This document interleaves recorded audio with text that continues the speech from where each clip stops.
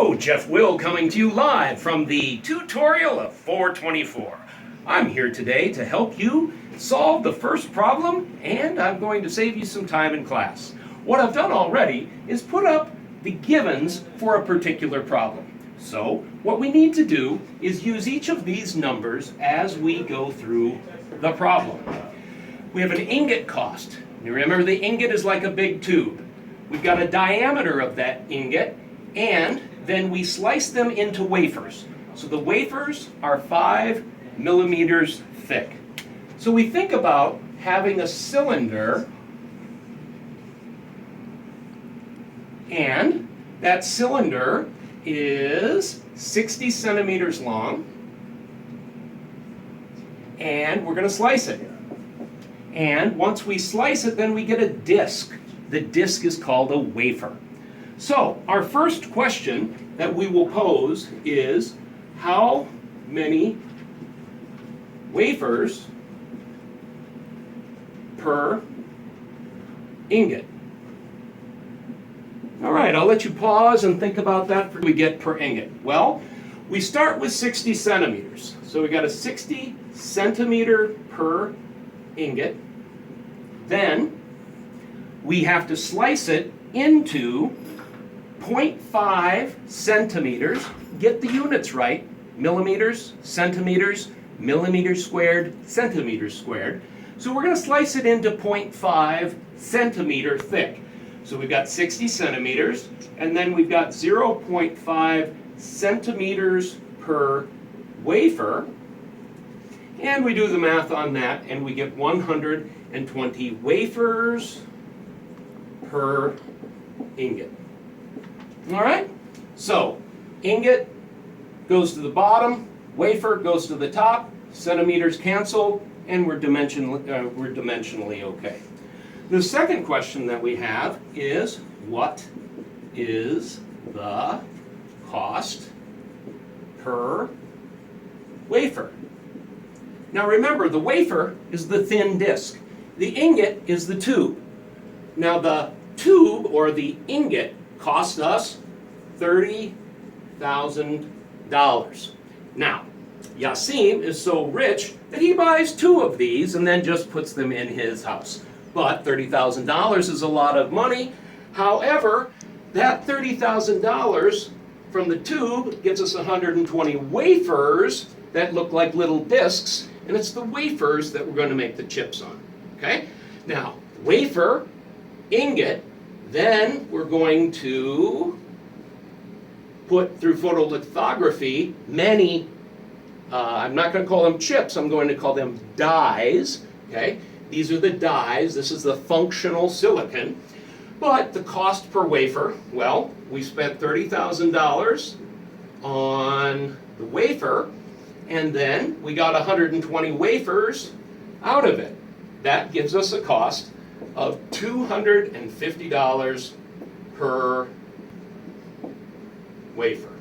$250 a wafer. Makes sense. We got 120 out of this. We paid $30,000, but we ended up getting 120 wafers out of the deal. Then, cost us $250 per wafer. Remember, the wafer is the disc. All right, let's ask some more questions. How about, what is the cost per centimeter squared of the silicon? Okay? Or of the wafer. Okay? The wafer is made of silicon. So I've got a disc, and I want to know how much it costs per centimeter squared, because I'm going to be making dies on here. Remember that each die is 150 millimeters squared, which is equal to 1.5 centimeters squared. Remember, since it's squared, we have to divide by 100. So, what is the cost per centimeter squared? Well, now we have to first find the area of the wafer. The area of the wafer is going to be pi r squared. So we're going to have pi. Now we need the radius squared. Remember that the diameter of the wafer is 20 centimeters. We got to take the radius, 10 centimeters squared, 10 centimeters for the wafers, but then we got to square it. And this is going to give us 314 centimeters squared per wafer. So that disc that I had drawn before has 314 centimeters squared. All right, well, we're going to be distributing our dies, which are square or rectangular, across this, but we want to know how much it costs per centimeter squared. Well, if we remember, the wafer costs $250, and it's got 314 centimeters squared. So hopefully we're going to get less than $1 per centimeter squared. We pull out our old friend division. We have $250. We got 314 centimeters squared, and then that works out to be less than $1. Good. 0.796 cents, or I'm sorry, dollars per, okay, so we've got dollars per centimeter squared due to the units. All right. Now, we ask, how many dies can fit on a wafer? That's the question I posed to you. It's your job to solve it. I'm going to show you how. So, the area of the die is going to be 1.5 centimeters squared. Remember, we went from 150 millimeters squared to 1.5 centimeters squared. So, the number of dies is the area of the wafer divided by the area of the die. Okay? Now this is an approximation. We're going to go ahead with that approximation. We're going to get some fringe effects, but what's that between friends? So the area of the wafer was 314 centimeters squared. The area of the die we are given, that's 1.5 centimeters squared. That's dimensionless, and that gives us 209.3 dies. 209.3 dies. Now you're going to say, how can I ever have a third of a die? I'm going to tell you, this is going to be a production facility. So they're going to be making thousands of these, and we're just getting some round numbers. It's good practice to carry 4 significant figures through if you're going to end up with an answer that's precise to 3 significant figures. So here we go. 209.3 dies. Why don't we write that out over here? 209.3 dies is what we figured out. Pull out my eraser. He's a good friend of mine. And for some reason, this marker board is erasing clearly. That's because I'm using a new marker, and I never use low odor markers.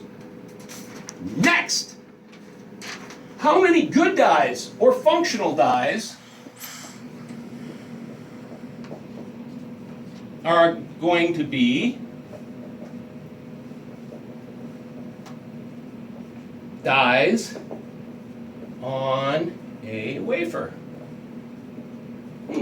How many good? Well, what are we going to have to do? We're going to find out the yield. Now, if you look on page, I believe it's 24, in your book, section 1.5, you will find the equation for the yield. I will write it down here. Yield is equal to 1 over 1 plus the defects per area times the area of the die. You can rewind this if you need to. Defects per area, area of the die, divided by 2. Now, this whole quantity is squared. Remember to square it at the end. If we do this math, let's go ahead and put in some numbers. 1 plus 1.5 centimeters squared times 0.2 per centimeter squared. Now this is the area of the die, it's in centimeters. This is the number of defects. We have 0.2 defects per centimeters squared. Bang, bang, they go away. Now we divide it by 2, and we square the whole thing. If we do the calculation there, we see that we got 0.756 for a yield, and you can think about that as 75.6 dies that we try to make are good dies, are functional dies. All right, we needed that as an intermediate calculation. Now remember, we tried to make 209.3 dies. So 209.3 dies times the yield, which is 0.756, is equal to 158, I think I get 0.0, good dies. Okay, remember die, remember ingot, big tube, wafer, disc, die, small little piece of silicon that is a functional unit that has transistors on it. 158 good dies. All right, well, old man Will never stops. He keeps on asking more and more questions. What a jerk. He's going to ask one final question. What does the final chip cost? First, we need to find out how much the die costs. So the die cost, and this is the good die cost, because we're going to test them. And we're not going to try to package 209.3. We're only going to package the 158 good ones that we got. Let's remind us that we have 158.0 good dies. So we ended up losing about 50 dies, 51 dies, bad dies. And so they had to go away. We had a yield of 75%. That makes a little bit of sense. Finally, so the die cost. Remember that we had $250 per wafer. And how many do we get? 158.0 good dies. Okay, so we're going to cost more than $1. Let's see if we can magically do that number now. So the good die is, did you check me on the math, Yasim? We're going to make sure the math is okay on this one. And I don't have my calculator. Right, we got 158 good dies. Oh, heavens. Do this calculation for me, please. 1.58. No, look at that. What a crazy world we live in. So it is, and that's what I had down, $1.58. That has no relation to 158 good dies. That's just how the math worked out. That's why I also question my own math. Now, for each of the good dies, we pay 6 cents to put the die in a chip. Die is a little piece of silicon, only 1.5 centimeters big. The die goes into a chip, so you can put them into your breadboards in 222. We pay 6 cents, so the cost of a packaged chip, a packaged die, which we also call a chip, is going to be $1.64. That's the 158 plus the packaging cost. Okay, so $1.64. Uh-oh. Did I put it up here? We got a problem, my friends. We got a big problem. Look at this. When I put the dies into chips, something goes wrong. They don't all work.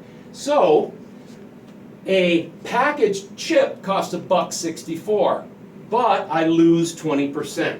So the cost of a good chip